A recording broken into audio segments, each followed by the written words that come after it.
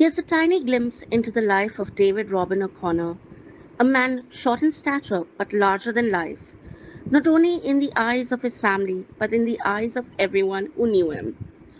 To give you a little insight into his early years, David was a second son born into a military family in Bareilly on August 4th, 1952. His mother Maisie was a teacher and his father Beecham was a major in the army. They lived in one of the sprawling army quarters in the cantonment. His elder brother William, his younger brother Godfrey, and he were always very close. David's favorite uncle, his mum's brother, Uncle Jimmy, visited often when he was growing up, and their home was filled with laughter. Boxing was a sport at school, and David was a formidable boxer.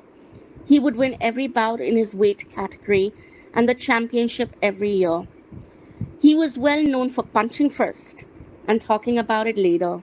The benefits of this was reaped by his younger brother Godfrey, who never got bullied at school and was well protected. In 1968, their father was posted to Kolhapur. This move split up the three brothers. William was doing his flight training at a flying cup in Kanpur, and he stayed on at Kanpur while David went to the Southern Club of Aeronautical Engineering in Chennai, and their mum and dad and Godfrey went to Kolhapur. Tragically, William died in a flying accident in 1970. He was only 20 years old. This tragedy had a huge impact on their parents, and David, who wasn't anyway happy with his field, decided to go back to university. He was naturally drawn to academia, he loved reading, especially history, and switched to his new field with ease. In the meanwhile, their dad retired from the army and continued to work in the private sector. He ran security for factories in the Thane area. They moved to Bhandup, and both David and Godfrey went to university in Mumbai. David completed his BA and went on to do his B.Ed at St. Xavier's Institute of Education. When tragedy struck again and his mother was diagnosed with cancer, money was scarce, and he would take tuitions on a railway platform bench at the Bhandup railway station to pay for treatment.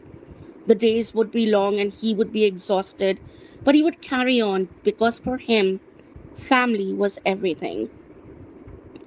Soon after, he was offered a job to teach at Barnes School, Devlali. He was elated. Barnes offered David not only a job, but the chance to meet a pretty matron named Esther. It was love at first sight.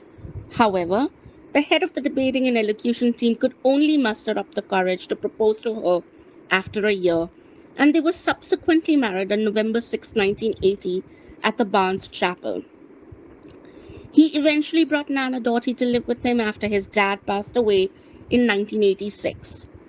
David was elated at the birth of his first child, a girl named Maisie Veronica, namesake of his beloved mother.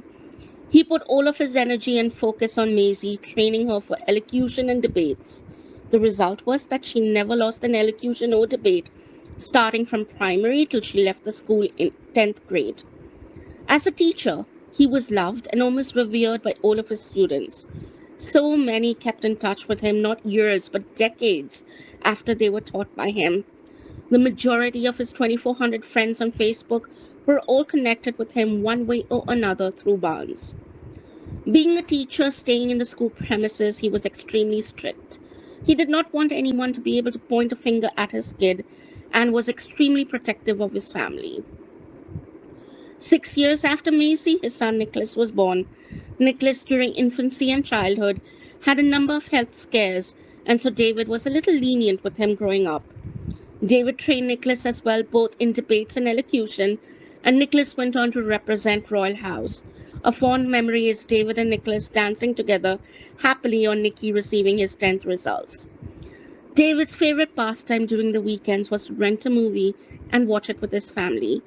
He loved science fiction movies, though his favorite movie was Jumanji, a movie he watched with his kids several times over. You could always hear old melodies being played at the house as David loved listening to music, a hobby second only to reading. He was an avid reader and his most prized possession was his e-book reader.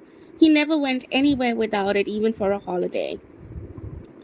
After teaching for more than 35 years, he retired as the head of economics and even won a Lifetime Achievement Award in 2019 for his contribution to the school and the department. Post retirement, however, he started to have multiple health issues. He was always heavily asthmatic, but other ailments cropped up one by one. However hard or difficult times were, he never lost his faith. He would draw from it even though he was in and out of hospital for almost a decade. He also made use of all of the time he had on his hands to teach himself not only how to operate computers but to also master so many online games. He always stayed relevant and was a geek. He was probably one of the eldest Xbox players. He had a passion for cooking and loved eating as well.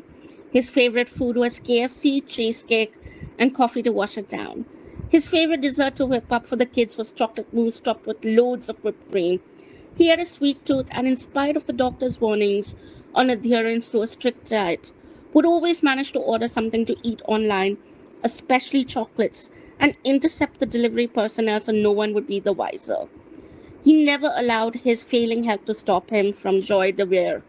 He was ever ready to go on trips, to see dolphins, to enjoy with family, to go on holidays, or even simple outings like a movie or eating at a restaurant.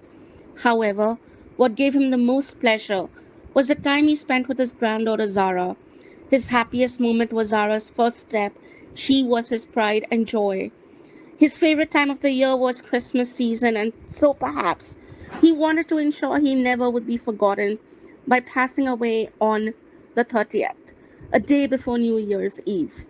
He will forever live on in the minds and hearts of his family, his students, his friends, and everyone he came in contact with.